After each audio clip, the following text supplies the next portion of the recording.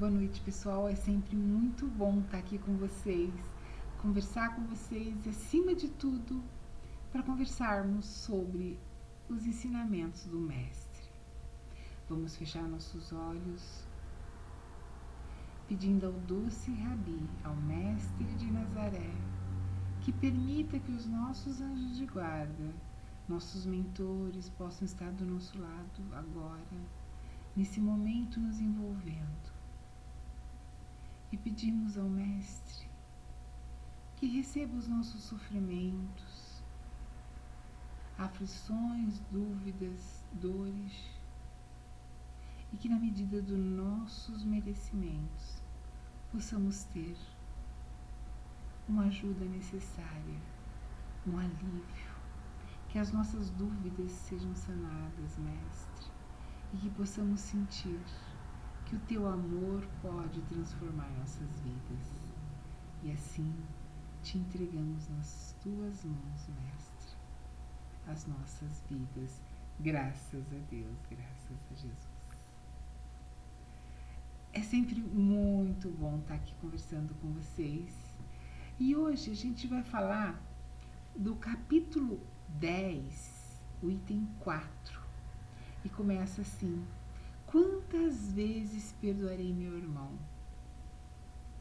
Perguntou Pedro a Jesus. E Jesus respondeu: perdoar-lhe-eis não 7 vezes, mas 70 vezes 7 vezes. Aí tem o ensinamento de Jesus que mais deve tocar a nossa inteligência e falar alto no nosso coração. Confrontai essas palavras de misericórdia com uma oração bem simples, tão resumida, mas tão grande nas suas aspirações, a oração que Jesus ensinou aos seus discípulos. E ao mesmo tempo, a gente vai perceber que Jesus, o justo por excelência, ele fala para Pedro perdoar ilimitadamente, perdoar a cada ofensa quantas vezes forem feitas. Ele pede para ensinar que devemos esquecer a nós mesmos para tornarmos criaturas invulneráveis aos ataques. Porque se a gente não tem personalismo, se a gente não tem apego, a gente não sofre. A gente não sofre, sabe, as injúrias. Jesus pede a Pedro para que ele seja brando e humilde de coração. E sempre que ele medisse a sua mansitude, Jesus pede isso a nós também. Ele pergunta se a gente conta quantas vezes o perdão de Deus vem para apagar as nossas faltas. E aí no Evangelho nos traz para a gente prestar atenção no que Jesus fala, que ele pede para a gente usar de indulgência, ele pede para a gente ser generoso, que a gente deve amar sempre. E ele fala que, acima de tudo, quando a gente perdoa os nossos irmãos, a gente será perdoado por Deus. Porque a gente precisa desse perdão. E principalmente quando a gente não tem culpa. E aí ele pergunta assim: tiveres você nenhuma culpa sobre a ofensa, sobre o que te prejudicou, então mais mérito terá. Ele fala que quanto mais sério e quanto mais agravado seja o prejuízo, mais mérito será o perdão. Mas ele continua que devemos perdoar mesmo as pequenas ofensas. E aí ele vai mais à frente e pede para que, se vós sois cristãos, sois espíritas, é mais um motivo para que o perdão não seja uma palavra vã, um perdão da boca para fora. E ele lembra que quando a gente entra no caminho do espiritismo e começa a conhecer A doutrina espírita, os ensinamentos de Jesus sem alegoria, a gente entra por um caminho que não tem volta. E pede para lembrarmos sempre que os nossos pensamentos, é aqui que começam nossas falhas. Vamos cuidar dos pensamentos, vamos perdoar, porque existem pessoas que perdoam. Eu perdoo, mas chega um mal que acontece para a pessoa que você tem raiva, você fala, pensa, bem que mereceu, foi bem merecido. Senão você fala assim, eu perdoo, mas eu não quero ver você de jeito nenhum. Não é esse o perdão que Deus quer. Deus conhece o que se passa na nossa cabeça. Ele conhece o que se passa no fundo do nosso coração. Então, quando a gente perdoa, a gente tem que perdoar de verdade. Lançar um véu de esquecimento em cima do que aconteceu e, acima de tudo, trabalhar para a melhora do incidente, do ocorrido, da mágoa. E no final ele nos fala que feliz daquele que pode toda noite ao adormecer, dizer, eu nada tenho contra o próximo. Gente, isso é muito bom, porque é muito sério isso. E Paulo nos traz no item 15 que quando a gente perdoa os inimigos é como se a gente pedisse perdão para nós mesmos. E acima de tudo, perdoar um amigo é dar uma prova de amizade. Porque quando a gente perdoa as ofensas, a gente mostra que está melhorando. Perdoai, pois, os amigos assim, para que Deus nos perdoe. Porque se a gente for duro e intransigente e usarmos de rigor até por uma ofensa leve, como a gente pode querer que Deus nos perdoe? A gente nunca deve pronunciar aquela palavrinha, eu nunca perdoarei. Porque se a gente não for condenado pelos homens, certamente seremos por Deus.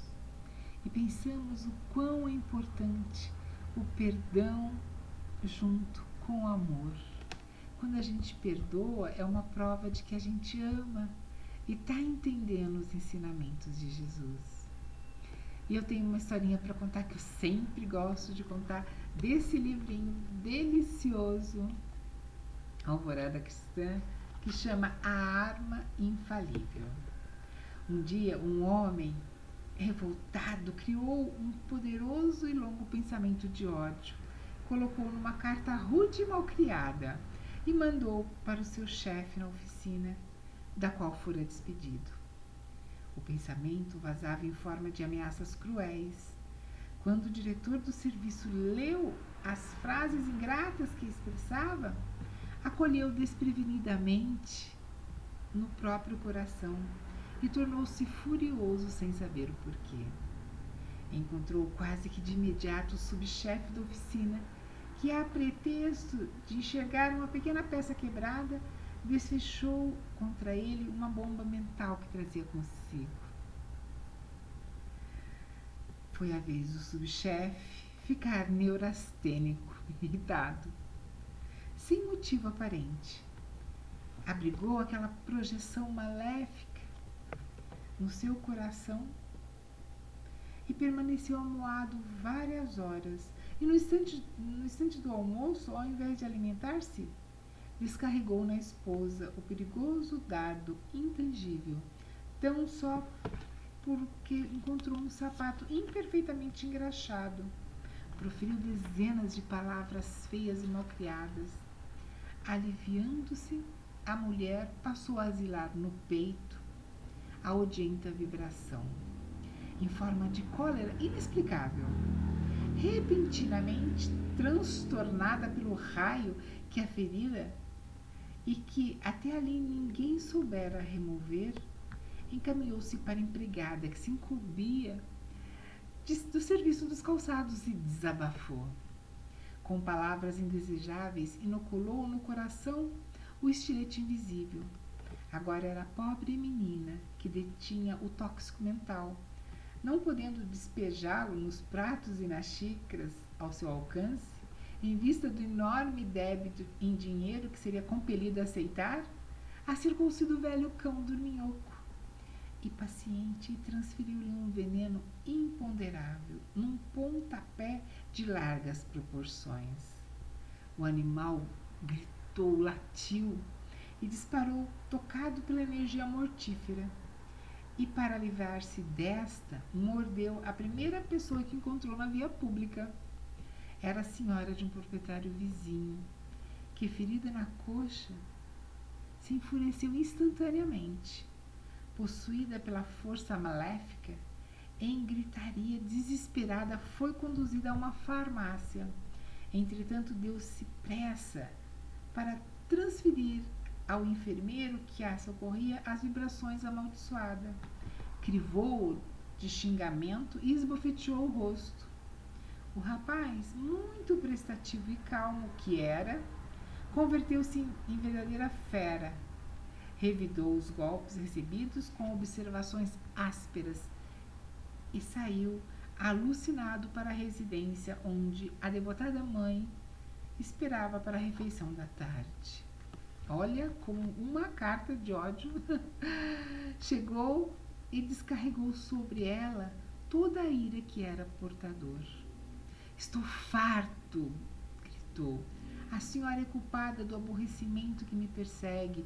Não suporto mais essa vida. Fuja da minha frente. Pronunciou nomes terríveis e blasfemou. Gritou colérico qual louco. A velhinha, porém, longe de agastar-se, tomou-lhe as mãos e disse com naturalidade e brandura: Vinha cá, meu filho. Você está cansado e doente. Sei da extensão do seu sacrifício por mim e reconheço que tem razão de lamentar-se. No entanto, tenhamos bom ânimo. Lembremos-nos de Jesus. Tudo passa na terra. Não esqueçamos do amor que o Mestre nos legou. Abraçou, comovida, afagou-lhe os cabelos. O filho demorou-se a contemplar-lhe os olhos serenos e reconheceu no carinho materno tanto perdão e tanto entendimento que começou a chorar, pedindo-lhe desculpa. Houve então entre eles uma explosão íntima de alegria. Jantaram felizes e oraram em sinal de reconhecimento a Deus. E a projeção destrutiva do ódio morrera. Afinal, ali dentro do lar humilde, diante da força infalível do perdão e do amor, ele foi destruído. Olha que legal! Então, se a gente, no momento em que sofre uma ofensa, muitas vezes a pessoa não percebe, faz sem querer, fala sem querer, faz as coisas sem pensar. E se a gente consegue transformar, olhar por uma outra ótica, olhar com um olhar de amor, a gente consegue transformar isso. E aí você para, você consegue barrar o que poderia ter se transformado numa corrente má, numa corrente que poderia levar muita gente a ficar doente. Vamos pensar nisso e vamos nos lembrar daquele finalzinho do trecho do Evangelho. Feliz daquele que, ao adormecer, pode dizer a si mesmo: eu não tenho nada contra ninguém. Porque feliz daquele que pode. Hoje, ao terminar essa pequena preleção, vamos para casa imaginar o que eu posso fazer para trabalhar o perdão dentro de mim. Eu já pratico o perdão? Eu já entendo o que é o perdão? Porque o perdão não é falar assim, eu perdoo e acabou. Não. Existem alguns momentos do perdão também que a gente pode parar e perguntar para a circunstância que nos magoa, que nos ofende, o que você quer me ensinar? O que você tem para trazer para mim? Porque se você olhar nessa ótica, você vai conseguir se transformar e vai conseguir perdoar. Porque a gente, quando consegue praticar o perdão junto com o amor, a gente dá um passo na nossa tão premente, tão necessária evolução. Vamos pensar nisso. E como Jesus falou para Pedro, vamos perdoar, não 7 vezes, mas 70 vezes 7 vezes 7. Vamos fechar nossos olhos, pedindo ao Mestre que nos envolva amorosamente, que envolva todos aqueles que nesse momento se encontram com dores físicas ou espirituais, pedindo a Jesus que faça com que esse planeta bem amado possa sentir o teu carinho, o teu amor, e que o perdão seja a tônica de todas as pessoas que desejam a melhora e a transformação. Graças a Deus. E assim, gente, foi bom estar com vocês mais um dia, conversando mais um pequeno bate-papo em cima dos ensinamentos do Mestre. Bem-aventurados os misericordiosos.